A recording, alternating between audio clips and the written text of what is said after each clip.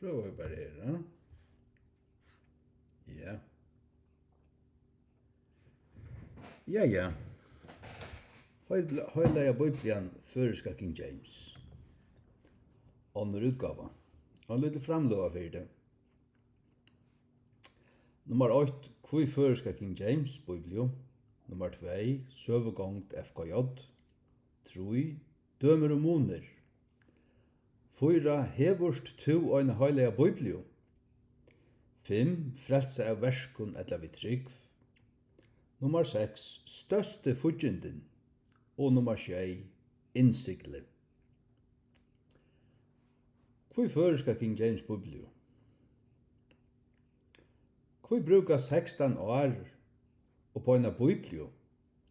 Her vi ikke langt einar 2-3. Tøyta finnast 2 teksttyper, forstatt til. Tøy det grunnleggjande 2 Bíbliur. Tøyta 2 kjeldur, ikkje berst ein.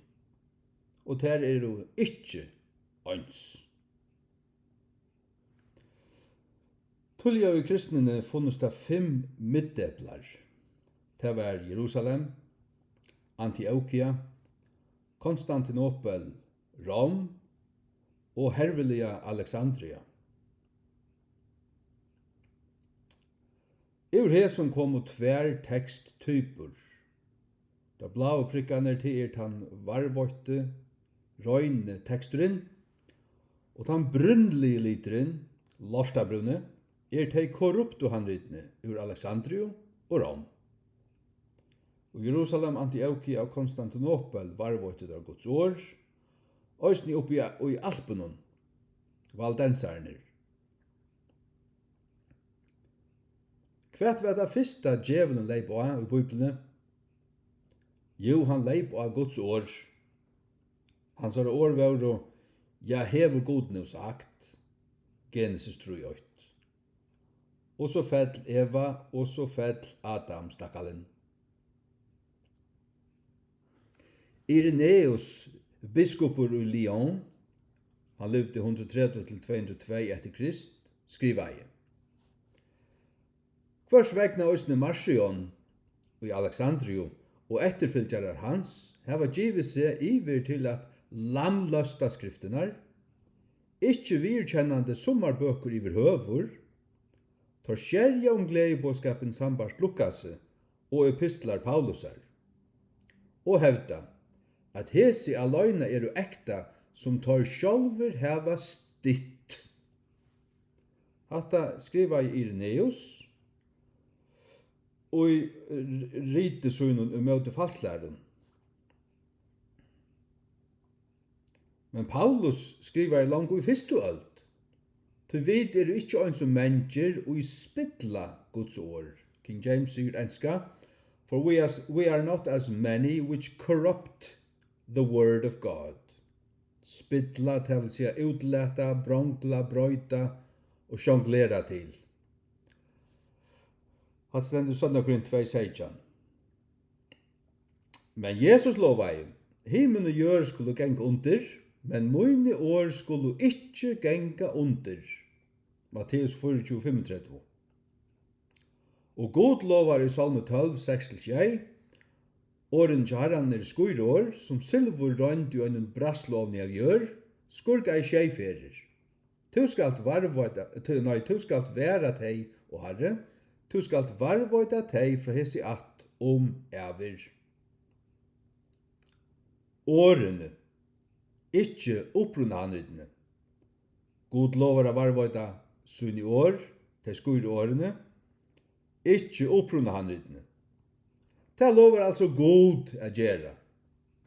Så det hever han altså gjørst. Punktum. Tja gode gongur skurlagin nyr til kvørst år. Kvørst år tja gode skurt. Han har sjøldur tja tøymne setta, så det er allit av han. Ordersen 35. Every word of God is pure. Every word.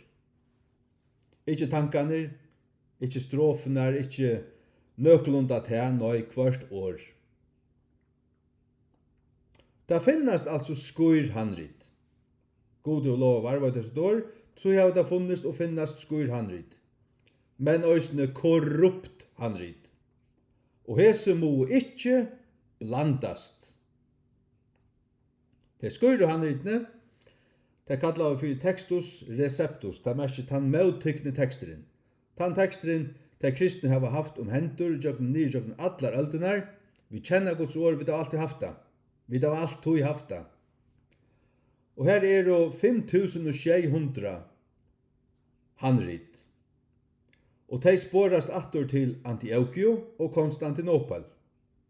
Men de er for det meste papyrusbrot, heila bøker, heila suger, halva suger, lydel brot, 8 vers, halvt anna vers og så videre. Men det er så negv at vi kunne legge alt ut, lukka som et puslespel, og i middelen så broten er 95,5, som sier 95,6% øynløgje. Så er det teksten som kallas den kritiske teksten. Det er den teksten som disse lærte og rådhøtten har greitast og rørst og tvattla og sjonglera til, særlig i sørst og alt, men også i åren til. Da det var 44 handrit hente. De er av Alexandriskun oppruna, og Alexandria var høvesete gnostikarana. De er fastlærere av ringaste sorst. De kunne sammetast vi Jehova vittne i det. Her er det 3 handriter her, de øyda Vatikanus, Alexandrinus og Sinaiticus. Og øynløgjen i middelen her så tror jeg bytja sin tekst av, han er omløy 45%. Det vil si slupperen er 15%, og det er totalt uakseptabelt. Og for det første så er det korrupt. Han er bare månen i middelen deg. Sønna middelen. Vi hittar på textus receptus, men til for det første Desiderius Erasmus fra Rotterdam, da han levde fra 1423 til 1536. Han gav sin første utgave av Nya Testamentet ut i 1516, andre utgave av 1519, og 3 utgave av 1522. Øyla flotta nøs. Erasmus tutte griska TR-teksten til latin og avdugaði at vulgate tja katolsku skøtjene var korruptur. Her hava dit griska teksten her, og han tutte til latin bøynløs ur til griska TR-teksten, og det lukte slett ikke vulgate tja katolsku skøtjene som hon hei korruptera. Andan gallan, skøtjan i Rom. Så er det Robert Stefanus, også kallet av Robert SDN. Han levde i Paris. Han levde fra 1503 til 1509. Han gav ut 4 utgaver av Nya Testamentet. 1546, 1940, og 51. Her stender han og prentar. Øyla penna skekvar. Øysne flotta nøs. Stefanus vært han og dølte Bíbliuna sundur i kapitlar og vers og i sunne textus receptus utgave fra 1551. Det sarst du her. Ja. Så er det Theodor Besa, 1519 til 1605. Han gav ut 4 utgaver av Nya Testamentet, 1535, 42, 849 og 1598. Hetta er altså 1548 utgaven til Besa, griskur tekstur her. King James tøyarnir stiga seg mest til utgave Besa fra 1598, men valdu burtur ur öllum TR utgaven. Det kallast at arbeida eklektist til det at du hever alt framan fyrir der, du hyggur på alt, iver via det, du viar alt imot hver øron, og velur det heppeligaste og besta. Det finnast 2 linjer av handriton, som det vil säga. Det finnast einast 2 linjer av Bíbliun, tan eina ur Antiochio i Syrio, kjent som den syriska eller bysantiska teksttypan, og hin kjemur ur Alexandriu i Egyptalandi, kjent som den egyptiska eller hesigniska teksttypan. Syriske teksturin ur Antiochio fleirtalsteksturin, som okkara elskaja King James Bíbliuna kjemur fra, medan den egyptiske teksturin minneluta teksturin, som tar nutju perversjonunar, allar yngri enn 1841, koma fra. Gløym Rom og hennara vestara tekst, til hon fekk sunni handrit ur Alexandriu. Tuttur bókini Fighting Back, a handy reference guide for King James Bible believers, etter James L. Melton.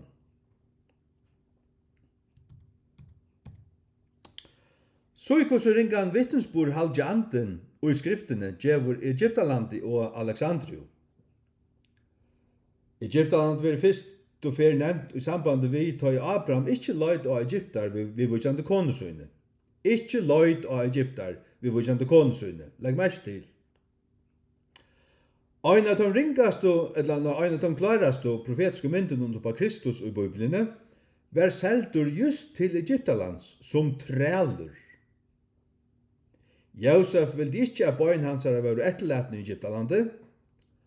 God drep allar hinnar fyrstufødder til Egypton. God kallar Egyptaland fyrir tralldøms huset. God kallar Egyptaland fyrir jadn braslu ovnin. God noktar kongun Israels a få seg hestar ur Egyptalandi. Så hvor skulle vi leita her etter under Bíbliu? Jødarna fingu nokta a søkja seg hjelp ur Egyptalandi. Så hvor skulle vi finne aufrelstar Egyptar at tøya korrupt egyptisk handrit fyrir okkun? Og hvor skulle vi leita til menn som lærtir av egyptiskan vus etter under Bíbliu? Jeremia sier at Gud atlar at refsa Egyptaland. Gud kallar sonsun ut ur Egyptalandi. Hosea 11:8 og Matteus 2:15. Eins vel og han løytte Israels menn ut ur Egyptalandi, at tjena seg i øyemørkene.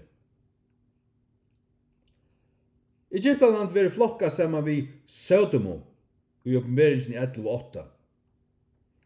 Fyrstu fyrir Alexandria var nevnt i Bíbliune, det i sambandet vid vantrykvande folk, ætsøkn og til endans deia hins fyrsta marturs, Stefans. Fyrir Alexandria var nevnt, snurr det seg om en viffarnan prætikumann som måtte rattløyast i sinne doktrino. Tver systu ferinar og vi lese om Alexandriu, og i gjerningen apostlarna 26 og 28:11. Her sutja vi at Paulus var sildur til deia søyn og i Rom av tvøymun skipun ur Alexandriu. Alexandria var den næst største bøyren i romerska rujinum. Rom verandi hinn største. Bøyren var grunnlagtur i 332 fyrir Krist av Alexander Mikla, og myndu på Antikristu Daniel kapitel 8. Stedsetter vi nullår ausan var Alexandria stavren her vite faraos stav, og etter hun skjei undrun hins fotnaheims. Alexandria husti òsne gudsbyrkjeskolan, som einafer var løytter av større trovidlingen Adamantius Origene, 145 til 204 etter Krist, som var høvus drøyvmegin at han fyrir avskjeplingarnar i Alexandrisku handritnum og tekstinum. Spurningur. Og i ljausunum av hva Guds år sjálft sier om såkallega hagre kunnleika og heimspekje, så i 4 Korint 8:22, Rom 8:22, Genesis 3:5, Kolossebrev 2:8 og 4 Korint 8:8. Hvor skulle nekkar verlig kristen vante a funne hitt sanna år Guds og i Alexandriskun handritun? Ja, jeg så ikke gjør noen lorste, hvis du ikke gjerst. Lorste, ja, lorste.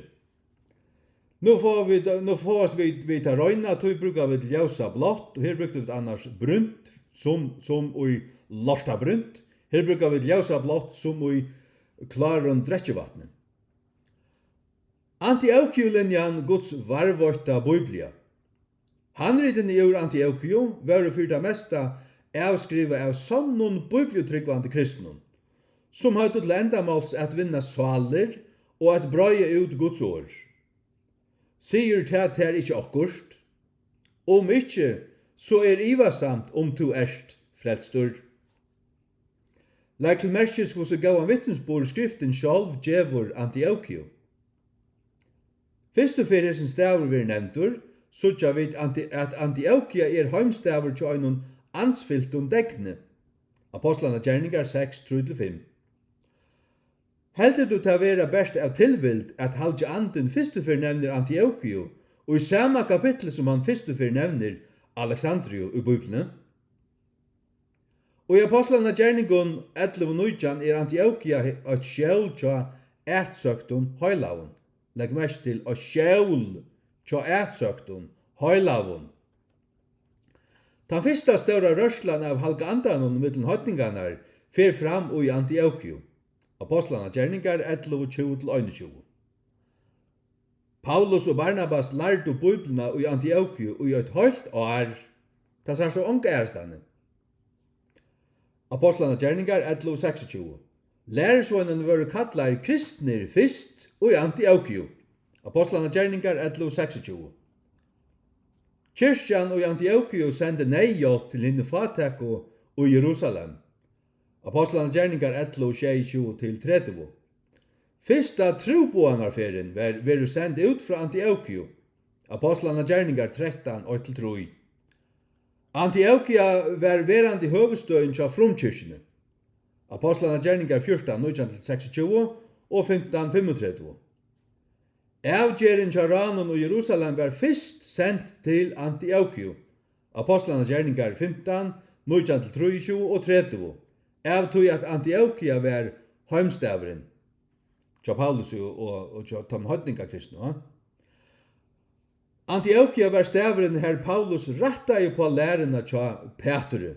Galaterbrevet 2:11. Grunnlagtur 300 år fyrir Krist av Seleukius Nikatore var Antiochia tristørste bøyren i romerska rujinum. Stedsetter i Syrio det 30 kilometer inn i landen inn fra Miarerhavnen vi Orontes onna, hei Antiochia sunna egnu sevarhavn og som rykeliga lot av feramånen og handelsmånen. Og i markleisa av vistømmesunnen hei god valgt fullkomna heimstegin tjøynun fyrstu kristnu.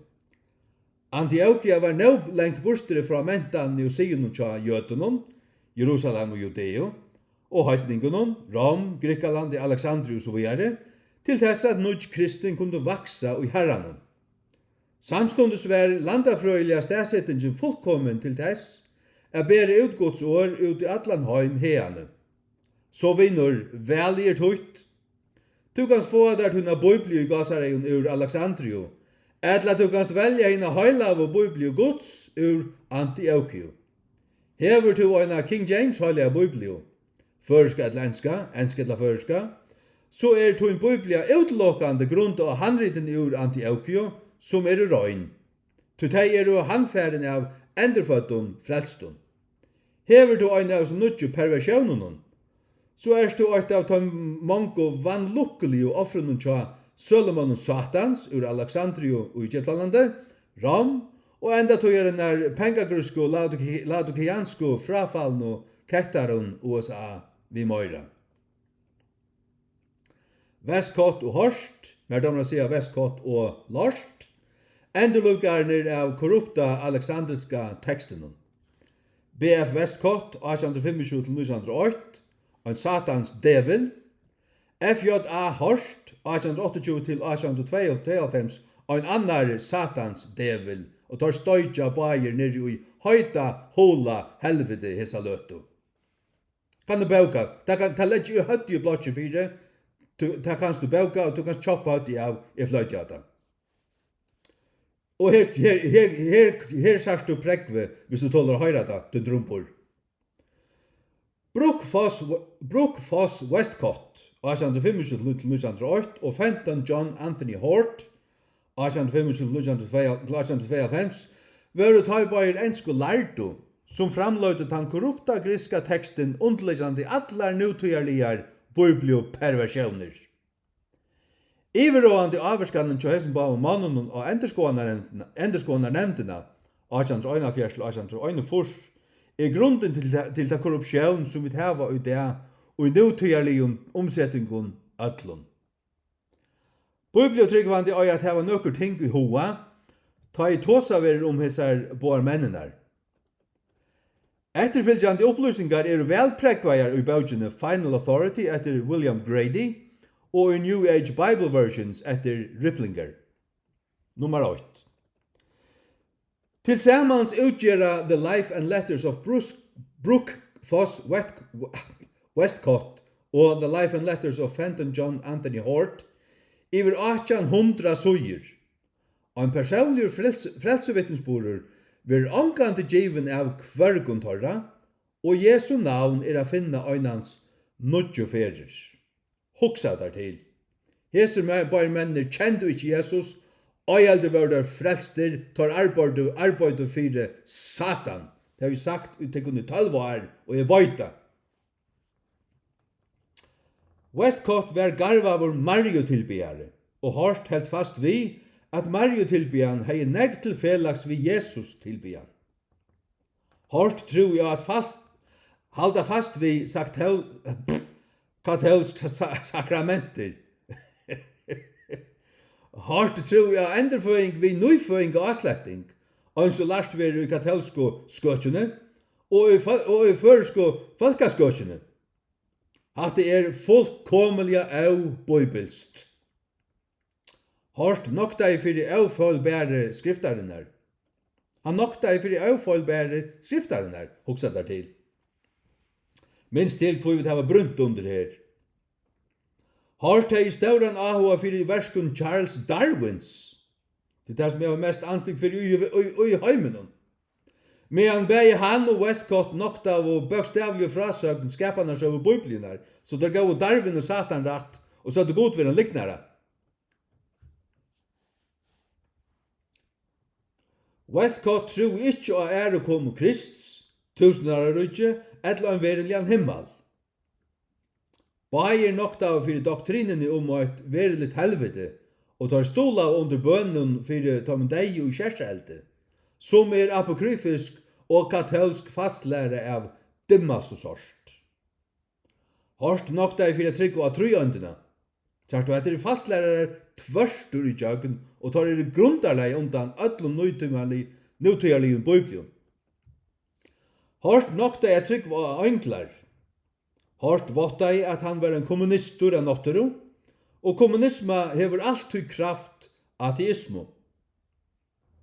Hort votta i at han var en hætari av demokratiet og i öllum sinu formon. Westcott lat ikkje øle litja. Berst 12 år etter at torra såkallega enderskåja versjon var utgiven, var Westcott talsmævur fyrir bridging. Ja, til nekko babsar som av sama kalibre. Medan tar arbeidu på sin griska tekst, i 1831 til 1841, og medan tar arbeidu på men der arbeidet saman vi enderskåanarnemndene og på enderskåversjonene i 1841 til 1841, hilde Westcott og Hort samfella vi tølande andar og lærdomar av djevlun, så i 4 Timotheus 4:8. Bayer høyde der stauran ahua fyrir okkultismo og okkultumklubbun. Tar stavna av The Hermes Club i 1845, The Ghostly Guild i 1831, og Hort gjørdes limur i løgnelin klubba som kallar seg apostlaner samme året. Apostlar Satans. Tar stående av òsne The Uranus Club i 1842. Hetta var spiritistiske klubbar. Her ukkar var slukar av bibelskar anstikter som at samskifta vid teideio. Spiritistar. Griske teksturen av Westcott og Hort var løgnelige avhanda av enderskånarnemndene. Saman ber vi Johannes 18:20, her Jesus sier at alt som han har gjort åpenlystelig, og ikke var gjort løgnelig. Han har ikke krekva. Limener i enderskånarnemndene av 1841 var svarner til et løgnedomslifte i samband med den nutja griska teksten, som var bruktur, og tar møttust løgnelige i 20 år. Føroyska King James har ligget allmänt ute av heimasøyen FKJ helt siden 2020. Alla tøyina. Og folk har kunnet fyllt vi og se brøydingarna og se hvordan teksten mentur. Hvordan han rattar og funn på seg. Korrupte griske teksten til Vestkott og Horst var ikke leten allmennsjen fyrir enn einans 5 dager undan frumrøynden av endurskåa versjonene. Hetta skulle fåra fyrir at bibeltryggvand lærter, så som din Burgon, skulle kunna se til og avdukka til fyrir til stikje humbuk som det var og framvis Og hetta grundarleg fyrir til humbukje som Dahl og Victor Gaudik kunne systu alt. Humbuk. Spurningur. Ljáar hetta som et ærligt arbeid tja gode, eller som et aværligt arbeid tja djevlenon. Talsmenn for kritiska teksten sier at griske teksteren tar bruk i det ikke tant tja Vestkott og Horst. Til lukka mykje. Tog at det som brukt ver i det bare en endaleis røring sama korrupta greitenon, som i det øyder Nessel Aland, 28. utgava. Men grundarlegi sama korrupsjonen som i Vestkott og Horst, tog at man tror og bygger som korrupt og satanisk og handridene ur Alexandriu. Gjør så vel.